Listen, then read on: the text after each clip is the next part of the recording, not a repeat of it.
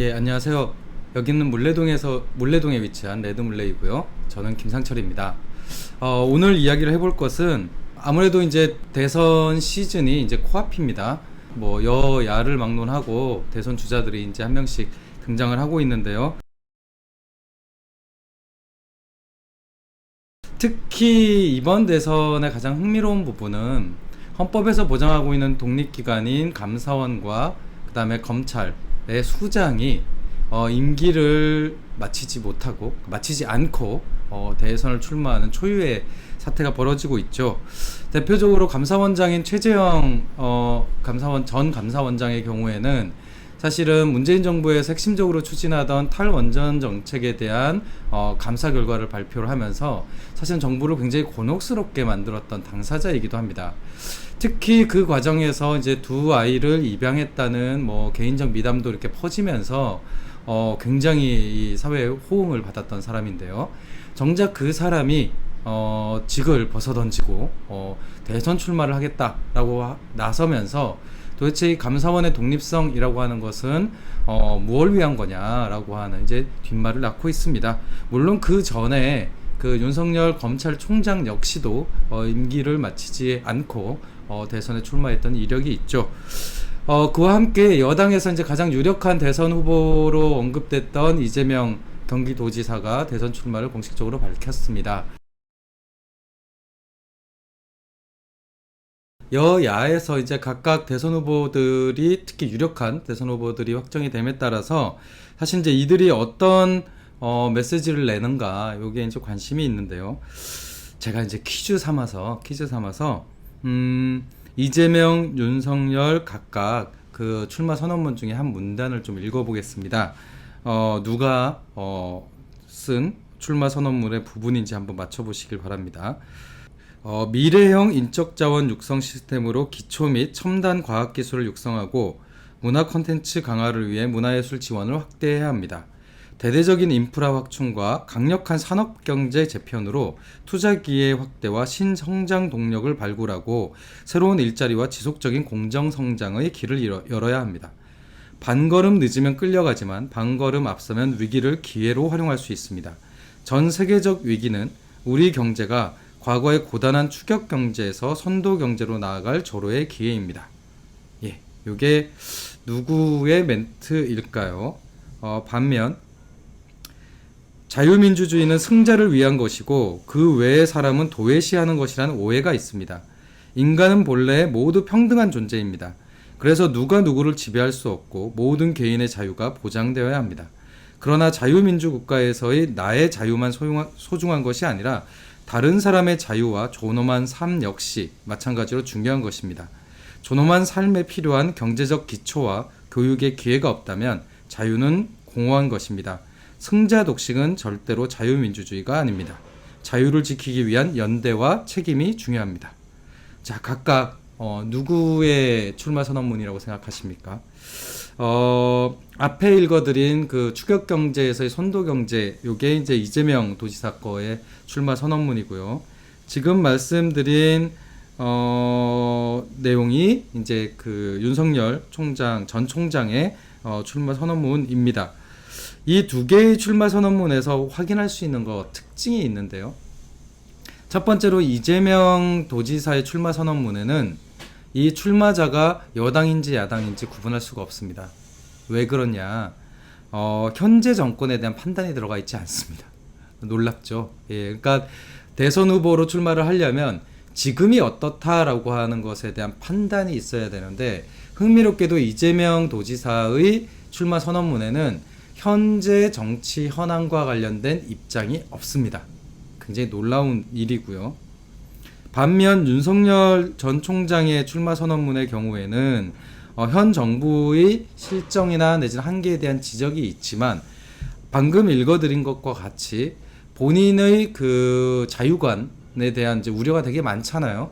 그 부분에 대해서 굉장히 적극적으로 해명하는 문구가 있습니다. 이를테면 자신이 주장하는 자유민주주의 체계라고 하는 것이 승자 독식이 아니라 오히려 사회 연대와 책임을 강화하는 자유주의를 의미하는 거다라고 하는 해명이 있는 거죠. 이 두 개의 차이에서 저는 강조점이 느껴졌냐면 이재명 도지사의 경우에는 생각보다 진취적인 비전이 별로 없다라는 느낌을 받습니다. 이를테면 경제와 관련된 거, 본인이 강점을 갖고 있는 뭐 기본소득이나 뭐 복지정책과 관련된 이런 내용들이 있긴 하지만 지금 고착되어 있는 정치 현황을 어떻게 돌파하겠다라고 하는 그런 리더십의 부분이 보이질 않습니다. 그런 부분이 굉장히 아쉽고요. 반면 이제 윤석열 전 총장의 출마 선언문은 정말 출마 선언문의 모범이라고 할 만큼 기승전결이 거의 완벽하게 되어 있고 마지막 부분에 이제 정권 교체의 필요성을 강조를 하면서 본인이 정치 경험이 없다는 부분을 인정하고 그의 반면에 그렇기 때문에 정치적 이해관계가 아니라 오로지 국민들의 이익이라고 하는 측면에서 이 문제를 풀겠다, 현재의 문제를 풀겠다라고 하는 관점이 있습니다.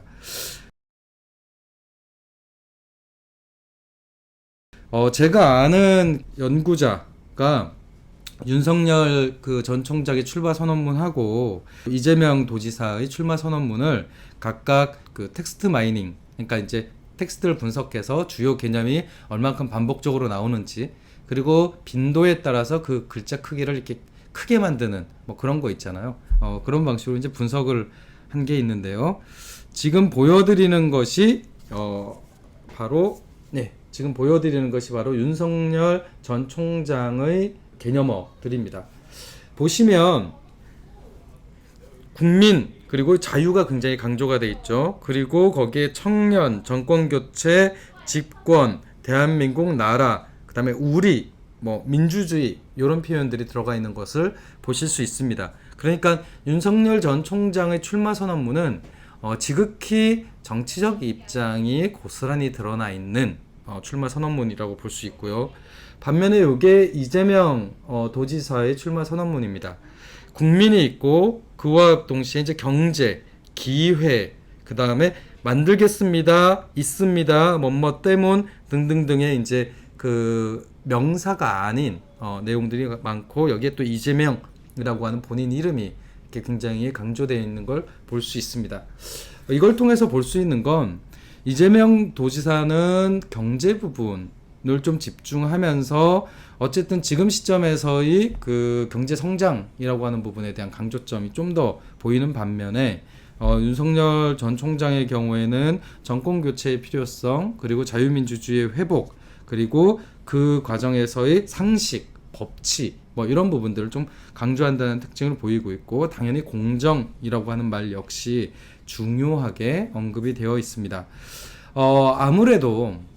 아무래도 이 각각의 스탠스가 보여주는 것은 현 정부에 대한, 특히 문재인 정부가 가지고 있는 어떤 한계에 대한 진단에 닿아 있는 거라고 볼 수 있겠는데요. 아까 말씀드린 대로 아쉽게도 이재명 도지사의 출마 선언문에는 현 정부와 관련된 판단이 전혀 들어가 있지 않습니다. 그렇기 때문에 굉장히 수동적이고 수세적이고 그리고 굉장히 부분적이다라고 하는 인식을 받습니다. 그러니까 국민들 입장에서, 지금 문재인 정부 하에 있는 국민들 입장에서 왜 정권이 유지되어야 하지, 민주당 권력이 왜 정권이 재창출되어야 하지라고 하는 필요성을 적어도 이재명 도지사의 출마 선언문을 갖고는 설득이 되지 않습니다. 그냥 오로지 이재명입니다, 이거밖에 없는 거죠. 반면에 윤석열 전 총장의 출마 선언문의 경우에는 정권 교체의 필요성이라고 하는 부분, 그리고 공정담론과 관련된 강조점이 보입니다. 아무래도 출마 선언문만 놓고 보면 윤석열 전 총장의 출마 선언문이 이재명 도지사의 출마 선언문보다 훨씬 더 뛰어나다라고 하는 것이 제 판단이고요.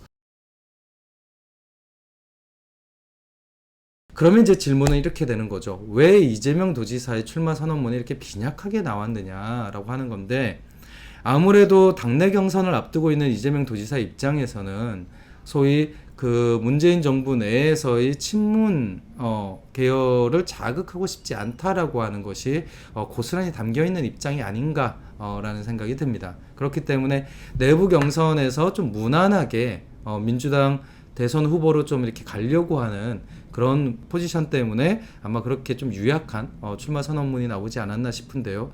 저는 개인적으로 이런 전략이 이재명 도지사의 그 대선 전략에서 굉장히 약점이 될 거다라고 생각을 합니다. 왜냐하면 이미 국민들은 문재인 정부의 실패와 관련돼서 더 많이 공감을 하고 있습니다. 그러면 그 실패를 덮는 것이 아니라 그 실패를 어떻게 민주당 내부적으로 혹은 집권 세력 내에서 개선할 수 있을지에 대한 자기 비전이 있어줘야 되거든요. 그런데 이재명 도지사는 그거를 생략한 겁니다. 그러면 9월 달에 당내 경선을 통해서 대선 후보가 되면 그걸 얘기를 할 수 있을까요? 못할 겁니다. 왜냐하면 그때는 여야 간의 갈등으로 될 거거든요. 그러니까 결국 이 예비 후보 기간 내에 본인이 만들고자 하는 정권 재창출의 의미가 뭔지에 대해서 충분하게 설명을 하지 않으면 국민들 입장에서는, 특히 이 문재인 정부에 대해서 실망을 갖고 있는 국민들 입장에서는 이재명 도지사를 지지할 이유가 없습니다. 왜냐하면 이재명이 좋아서가 아니라 이 문재인 정부를 낳은 민주당 정권이 연장되는 것이 싫기 때문에라도 이재명을 지지할 수 없게 될 것이기 때문이고요.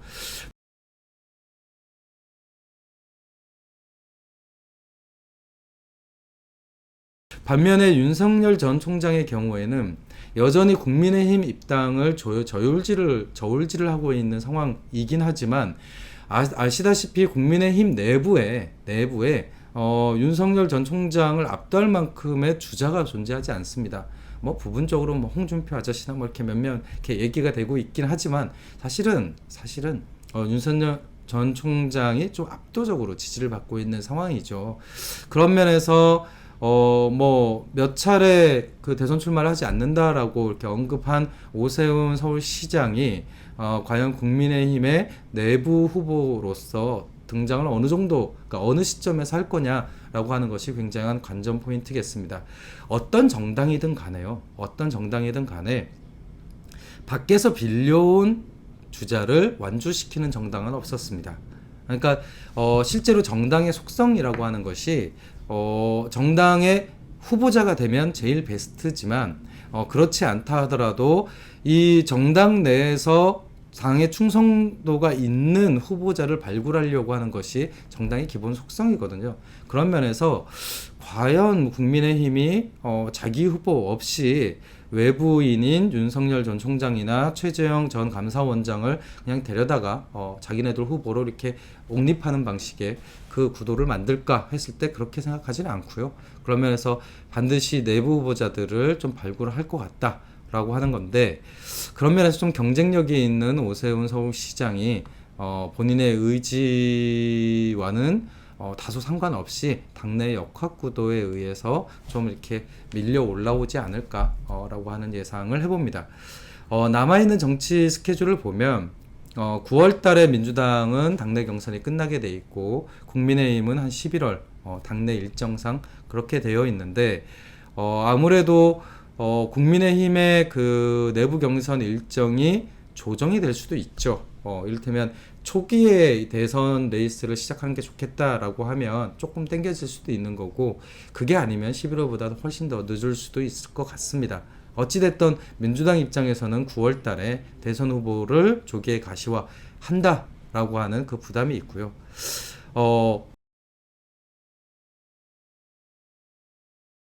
혹자는 그런 얘기를 하더라고요.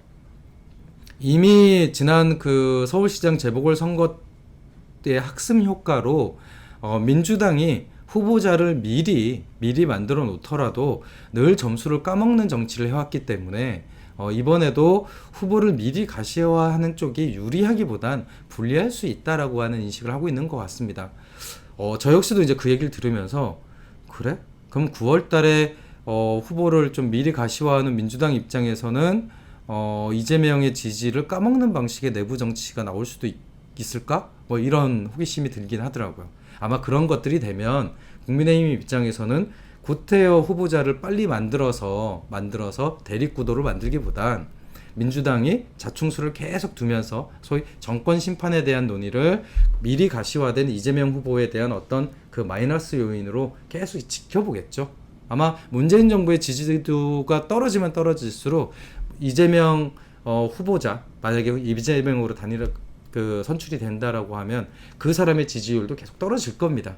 아마 이제 이런 부분들을 최후의 최후까지 한번 기다리지 않을까, 뭐 이런 예상도 해봅니다. 근데 역시 이 국면에서의 관건은 오세훈 시장의 출마 여부와 연관이 되어 있다라고 보는 게 이제 저의 관점이라고 할 수 있겠습니다.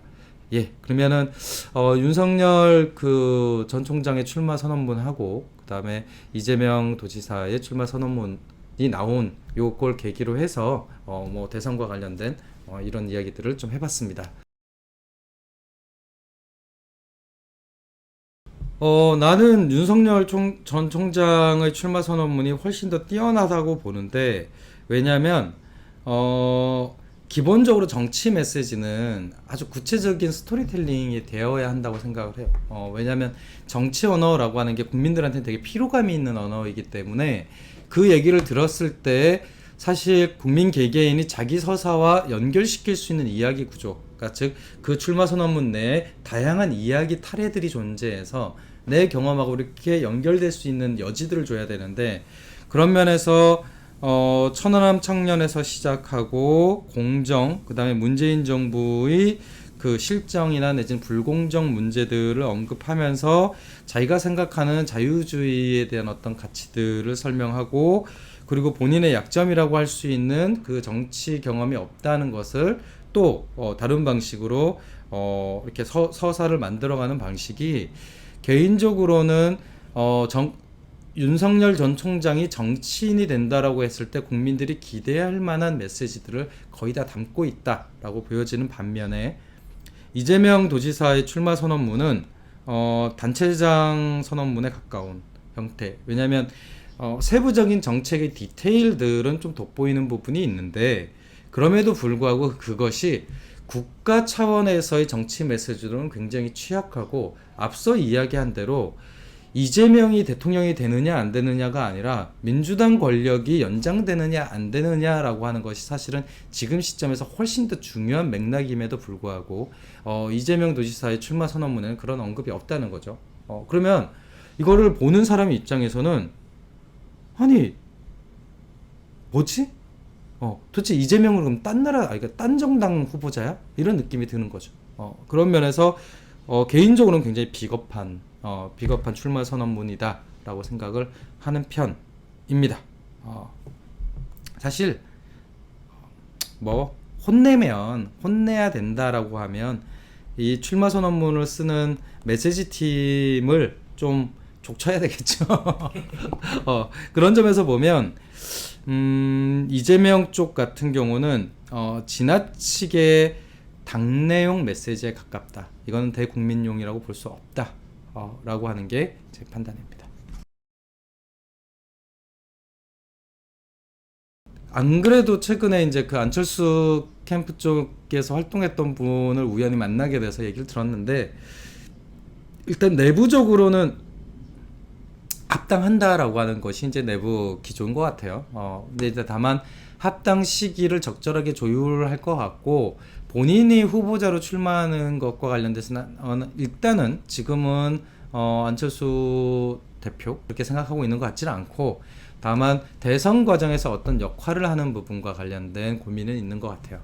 그런 면에서 아마 9월에서 11월 사이에 국민의힘 대선 후보자가 어느 정도 결정이 되는 시기에 합당을 하면서 소위 대선 선대본부장이나 이런 부분을 하고 이후에 정권 교체가 되면 총리 정도를 노리지 않을까 싶은데, 이미 최재형 감사원장 역시도 총리를 노리고 있는 사람이기 때문에 둘이서 가위바위보를 해서 만약에 국민의힘 권력이 만들어지면 둘 중에 한 명이 총리를 앞에 하고 그 다음 사람이 뒤에 하고 뭐 이런 식이 되지 않을까, 이렇게 생각을 합니다.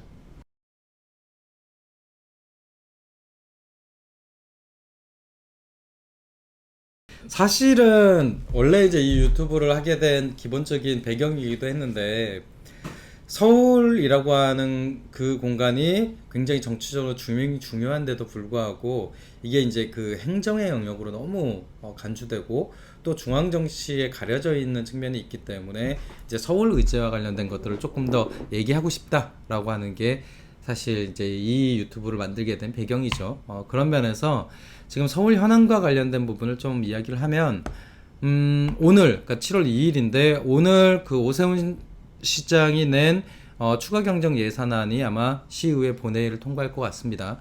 어제까지 그 추경안이 확보되진 않았고, 그러니까 확정이 되진 않았고, 주요한 골자로는 두 가지 부분이 있는데,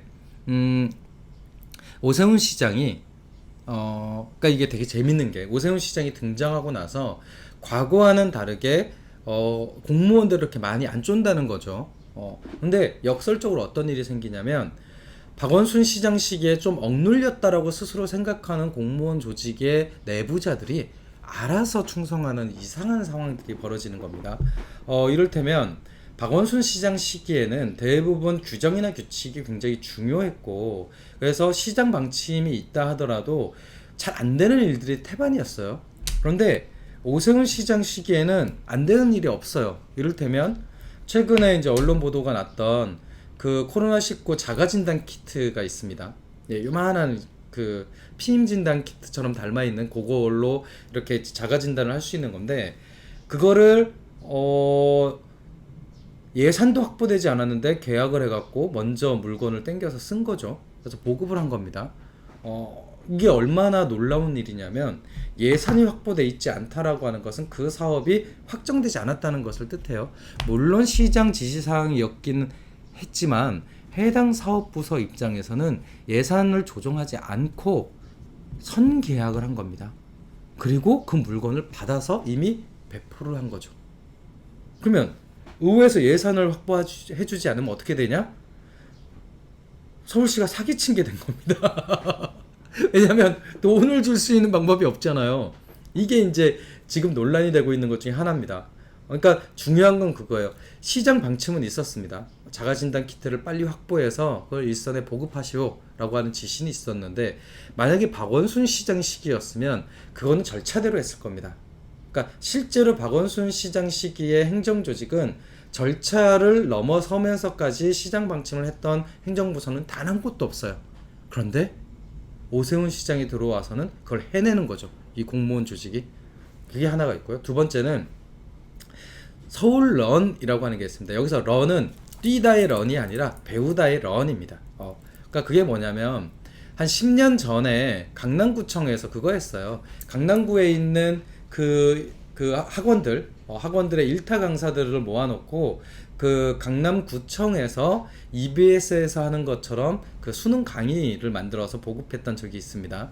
그거를 서울시 차원에서 하겠다는 겁니다. 그게 소위 교육격차 완화라고 하는 이유로 서울시가 자체적으로 서울런이라고 하는 그 온라인 강의 플랫폼을 만들고, 이걸 통해서 사설교육, 그러니까 즉 학원의 강사들을 데려다가 그 수업을 만들겠다라고 하는 거죠.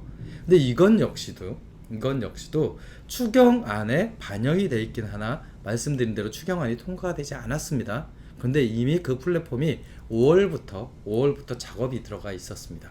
그래서 실제로 그 플랫폼을 구축하는 사업자나 이런 사람들이 5월부터 작업을 진행한 걸로 보이고요. 그런 면에서 또 논란이 되고 있습니다. 그러니까 오세훈 시장의 클래스라고 할 수도 있지만, 제가 보는 관점에서는 서울시 행정, 특히 관료 조직이 갖고 있는 그 구시대적 행태가 나타나고 있는 것이 훨씬 더 심각한 문제인 것 같습니다. 다시 이야기를 하지만 지금까지 서울시장의 방침이 구체적으로 나왔다라고 확인되지는 않습니다. 행정조직이 거의 알아서 기는 것과 마찬가지이고요. 비슷하게 지금 그 집집마다 설치되는 태양광 이렇게 그 보급 사업이 있습니다. 뭐 20만 원에서 40만 원 정도까지 이제 개인 보조가 이렇게 들어가는 태양광 설치 사업이 있는데, 그거는 예산이 조정되지도 않았는데 담당 부서의 주무관이 이 사업의 추가 지출을 막고 있는 중입니다. 이건 근거가 없어요. 그렇게 하면 안 되죠. 왜냐하면 예산에 편성됐다는 것은 기본적으로 그 예산을 쓰려고 하는 유인이 더 강한 겁니다. 그런데 사업부서에서 그 예산 집행을 맡고 있다. 추경을 통해서 예산이 조정되지도 않았는데 그 지출을 맡고 있다라고 하는 것은 굉장한 월권입니다. 근데 이런 일이 벌어져요.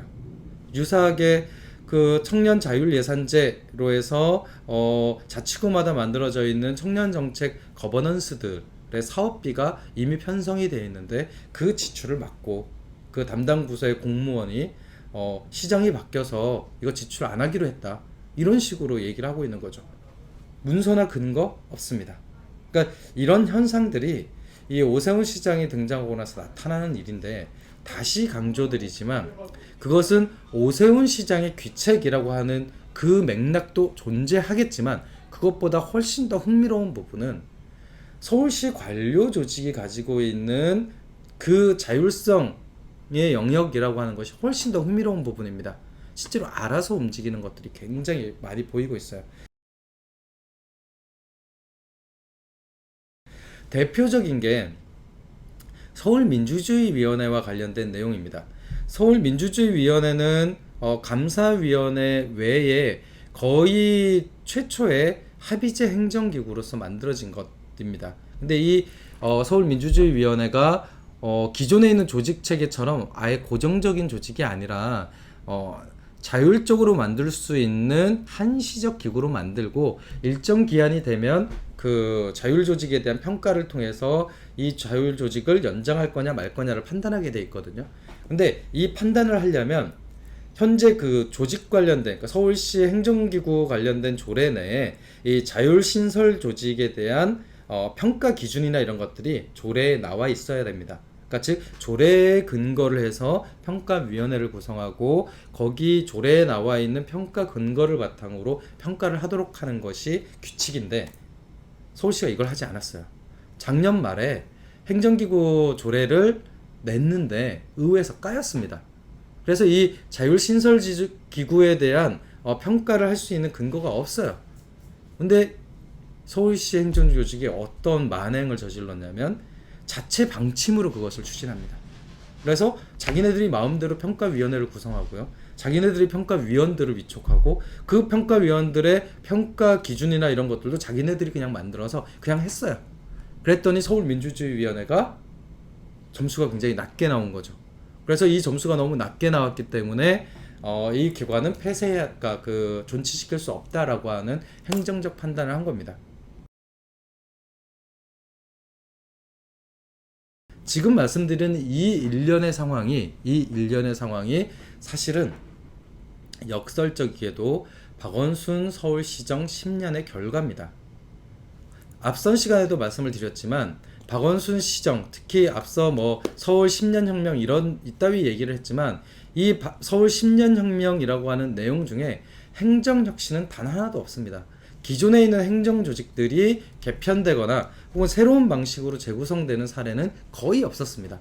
그렇기 때문에 기존 행정 조직, 공무원 조직 입장에서는 그냥 시장이 시키는 건 그냥 수동적으로 해왔던 것 뿐이에요. 근데 지금 발견되는 행정 조직의 능동성은 뭐냐? 사실은 하기 싫었던 겁니다. 서울민주주의위원회 하기 싫었던 거고, 그리고 시장이 업무 지시만으로도 이렇게 능동적으로 키트도 사고 뭐도 사고 하는 것들 하고 싶은 겁니다. 이렇게 하고 싶었던 거죠. 서울시 공무원들이. 그러니까 이제 이런 것들이 너무 노골적으로 지금 드러나고 있는 상황이 어떤 면에서 보면 박원순 서울시정 10년의 가장 민낯 아니냐라는 생각이 듭니다. 그러니까 왜 이 행정 조직을 내버려 뒀을까라고 하는 부분이 여실히 지금 드러나고 있다라고 하는 부분에서 한번 진짜 곱씹어 봐야 된다. 이게 그냥 단순히 오세훈 시장이 바뀌었기 때문에 소위 후퇴를 하고 있는 거냐, 아니면 박원순 서울시정 내에서 이미 후퇴라고 하는 거, 행정 후퇴라고 하는 것들이 이미 내재되어 있었던 거냐라고 하는 것을 명확하게 한번 구분을 해볼 필요가 있을 것 같습니다. 그리고 당연히 이걸 통해서 우리는 교훈을 얻어야 되겠죠. 교훈을 얻어야 됩니다. 그러니까 행정개혁, 행정혁신 없이는 사실은 새로운 정책 혹은 새로운 시정이라고 하는 것도 불가능하다라고 하는 것이 필요할 것 같습니다. 그러니까 그런 면에서 실제로 이 공공조직들을 어떤 방식으로 혁신할 거냐, 과거와 같이 인사로 쪼고 뭐 인원들 줄이고 해고시키고 이런 방식이 아니라 좀 더 효과적인 거버넌스 체계라고 하는 부분들을 좀 실효성 있게 만들 수 있는 방안들을 우리 쪽에서도 좀 적극적으로 고민을 해야 될 것 같습니다. 사실은 이런 그 숙제들이 지금 발견되고 있는 것이 아닌가 싶습니다. 이상입니다.